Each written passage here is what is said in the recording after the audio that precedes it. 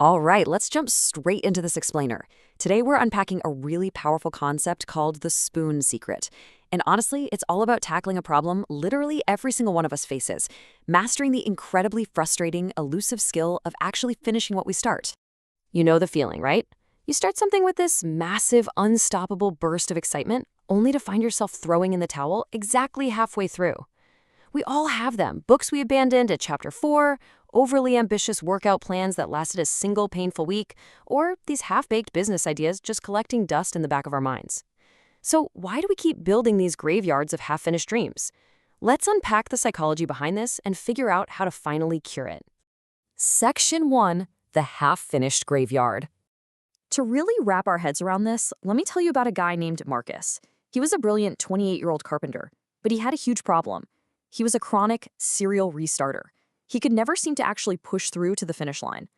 If you were to walk into his workspace, it was like a physical manifestation of his scattered mind. It was literally a workshop of ghosts.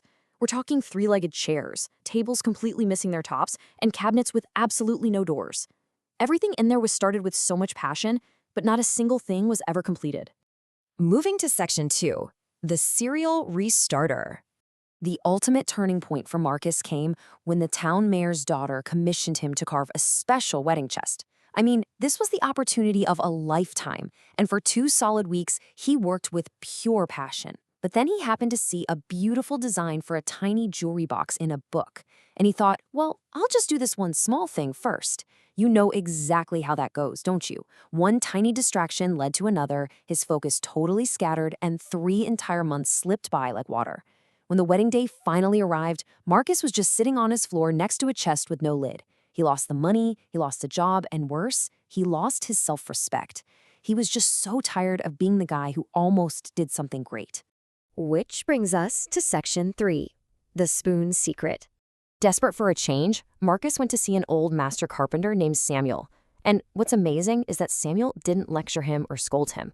He simply showed Marcus his workspace. The difference between a mind constantly distracted and a mind dedicated to mastery is absolutely staggering.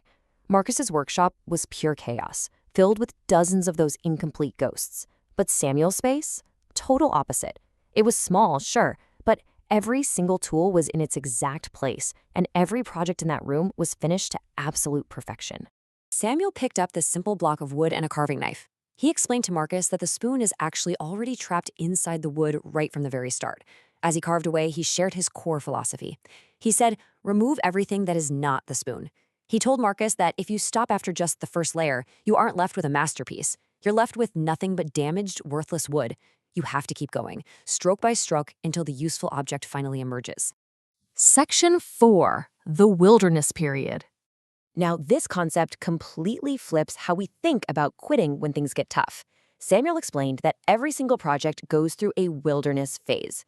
The really crucial point here is that we usually mistake our lack of motivation during this hard, boring middle phase as a sign that our idea was inherently bad. We think, oh, I'm bored, so this must be the wrong project for me. But in reality, this frustration isn't a red flag telling you to quit. It's just a totally normal, unavoidable part of the process. So think about the life cycle of practically anything you do. Step 1 is the exciting beginning. We all love that part, right? And step 3 is the deeply satisfying end. But right there in the middle, that hard, boring wilderness, that is exactly where dreams literally go to die if you don't have the right strategy to push through. Section 5, the 10-minute rule. To help Marcus actually conquer that treacherous wilderness, Samuel gave him a shockingly simple piece of advice. He taught him that finishing is a skill. It's not some innate talent you're just born with. And the entire role boils down to this magic number, 10. You choose just one small project and you make an ironclad promise to touch it every single day for at least 10 minutes. It simply did not matter how unmotivated or completely exhausted he felt. He had to put in those 10 minutes. Taking this right to heart, Marcus started with a really simple wooden stool. Some days, honestly, all he could muster was just 10 minutes of incredibly tedious sanding. But the real magic was that he never skipped a day. By honoring his word to himself, Marcus finally pushed through the wilderness and completely finished it. There is a massive internal shift that happens when you do this. You see, the starter is always addicted to the cheap thrill of a new beginning. But the finisher? They're motivated by the deep pride of a beautiful ending. For the first time in years, Marcus finally experienced that profound satisfaction, completely breaking his destructive cycle of chasing cheap thrills. What Marcus was really developing here was his finishing muscle. It's the mental resilience you build by repeatedly completing projects, totally regardless of your daily motivation levels.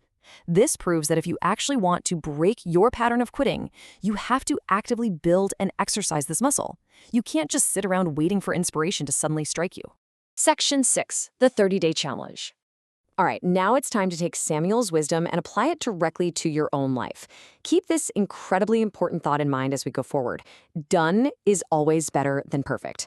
A finished, simple project is worth infinitely more than 10 brilliant, perfect ideas that just never happen. Let's be real. Perfectionism is often just procrastination in disguise. So, here is the finisher challenge for you to take on today. Look around your life right now at all those half-read books and abandoned goals. Choose one.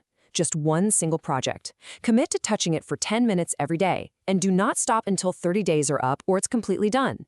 It's time to stop starting and start finishing. Make a promise to yourself right now to not let your dreams collect any more dust.